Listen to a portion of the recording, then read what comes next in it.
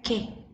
Okay, so now we will discuss organizational structure by function. Okay, so it means that we group the activities by function performed mengikut fungsi masing-masing. Okay, activities can be grouped according to function. Okay, work being done to pursue economy of scale by placing employees which share skills and knowledge into department.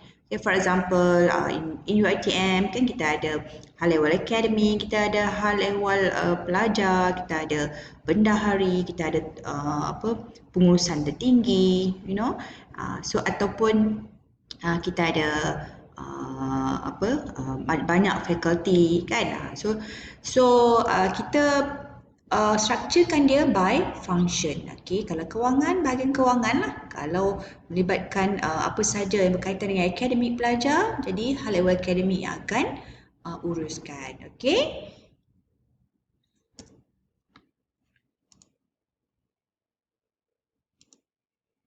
Okay, so this example of structure by function. Okay, we have president, vice president, marketing, finance, production, human resources. So based on their function.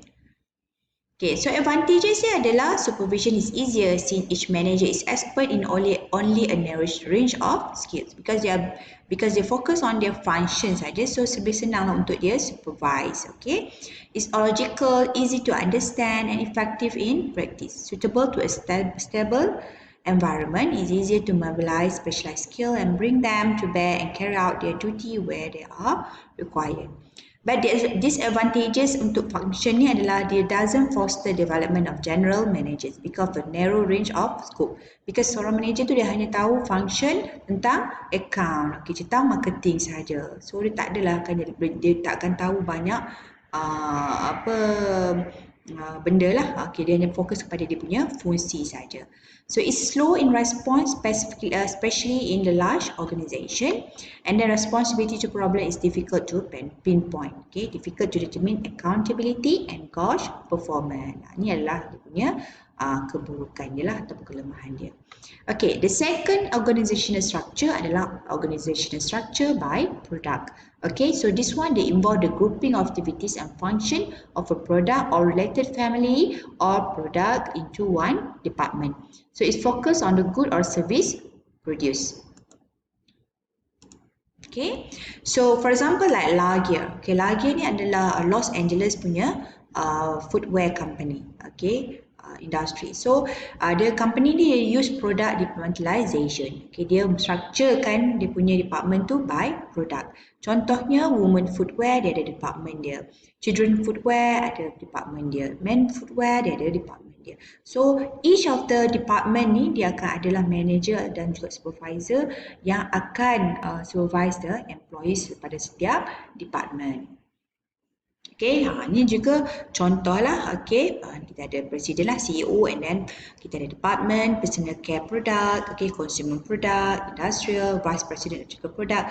Normally company yang akan guna, okay, structure by product ni adalah company yang well established, yang banyak menghasilkan produk. Okay, I'm not really sure about the Neolofa because Neolofa ada banyak produk yang dia keluarkan kan, susu Neolofa, Neolofa hijab, inai. So perhaps mungkin dia gunalah structure by product. Okay.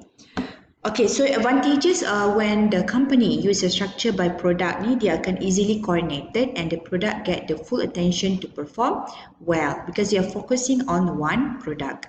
And then development of general management skill, okay, they foster concern for the customer needs. Okay, macam tadi kan, Lagia punya footwear tu dia ada children footwear, ada men footwear, women footwear.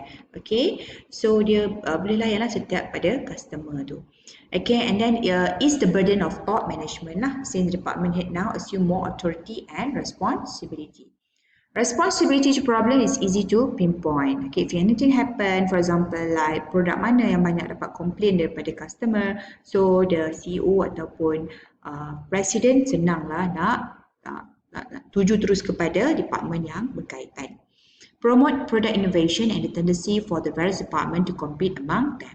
So bila ada department ni mengikut produk ni, so kita boleh tengok produk sale produk mana yang paling tinggi. So dia competing among them, which is good for the company. So maksudnya CEO bolehlah provide macam bonus yang paling tinggi ke mengikut sale. Okay, so each of the department dia akan compete lah among them. And then disadvantages dia, the application of resources across departments such as personnel and finance. Ini adalah kelemahan lah. We are still using the same finance ataupun human resource punya part ataupun person untuk in charge each of the department in the company.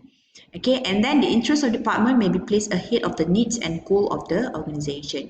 Top management will face difficulty in controlling since departmental managers are fairly independent. Yelah, because setiap department by product tadi dia ada dia punya manager masing-masing. So jadi independent lah pula kan, tak boleh bergantung kepada CEO.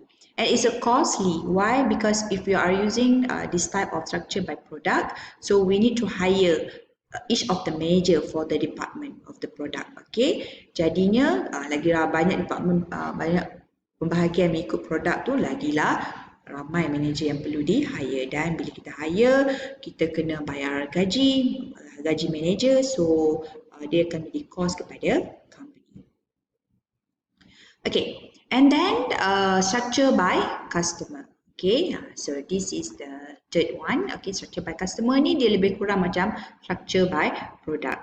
Okay, so kita akan group dia based on the customer. Okay, kalau kamu tengok dekat UiTM sendiri pun, UiTM apply this structure by customer. Okay, organization structure by customer. It means that macam hotel sendiri kan, fakulti hotel kita ada beberapa program, itu termasuklah hotel management, food and service, culinary, pastry. Okay, so itu kita dah structure by customer because different customer dia require different needs. Okay, so customer in UiTM ni siapa? Student lah, kamu lah customer tu. Okay, dan kita ada banyak beberapa faculty kan kat sini kan, fakulti hotel, okay, kolej pengajian mechanical, elektrik, okay, awam, even the nama kejuruteraan pun dia ada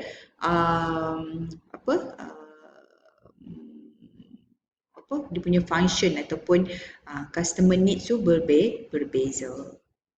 Okay, so ni adalah example lah. So if you want to write in your midterm nanti ke test whatsoever kan, so kamu boleh tengok kat sini lah. Macam kita ada rector and then kita ada KPP fakulti hotel, KPP kolej pengajian mechanical, okay, KPP kolej pengajian elektrik, kolej pengajian awam, you know. So this structure by customer.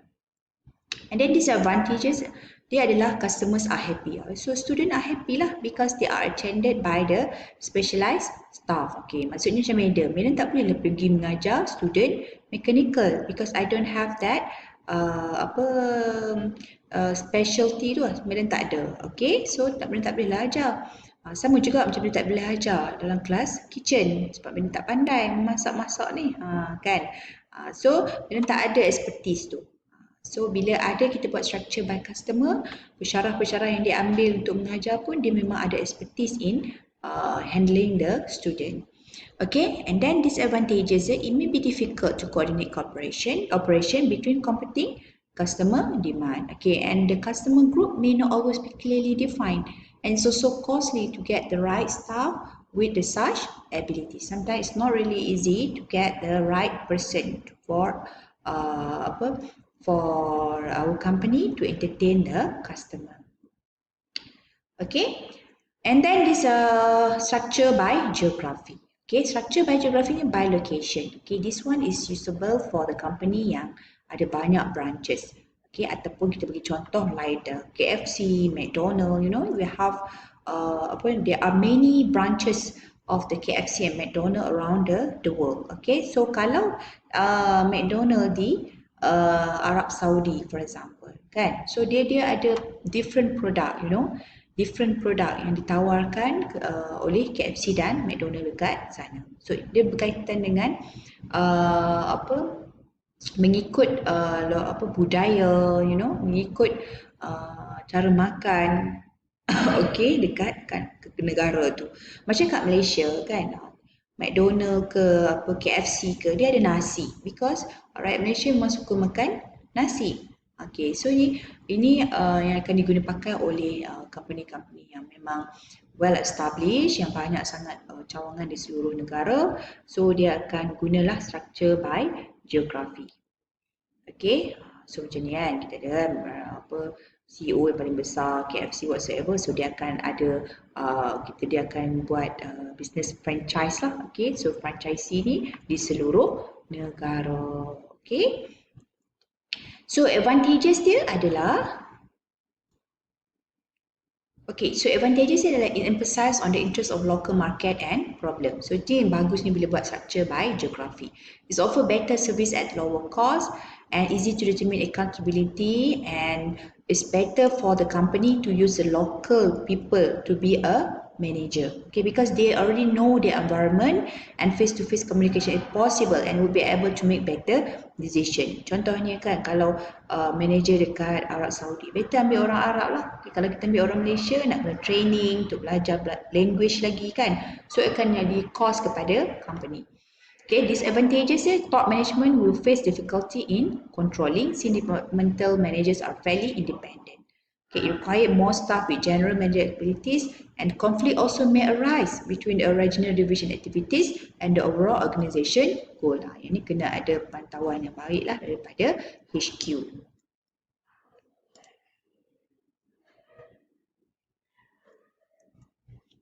Okay, and then structure by metric. Okay, structure by metric ni, metric structure is often referred to a multiple comment system. It means that the employees ataupun employees dia selalunya report kepada seorang saja supervisor. Tapi if we are using the structure by metric, so employees tu akan report to two supervisors simultaneously.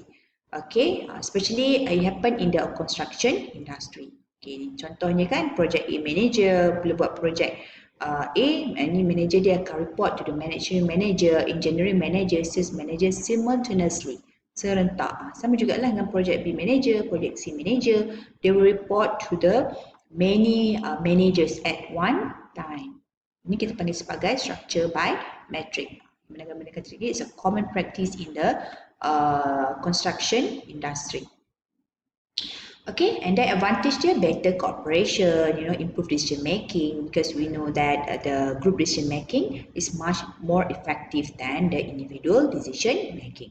And then disadvantages is sometimes it will create confusion among the employees when receiving conflicting order from the bosses. Bila report kepada banyak bos, so bos A kata macam ni, bos B kata macam ni, kan? So dia akan menyebabkan kekeliruan dalam menerima arahan.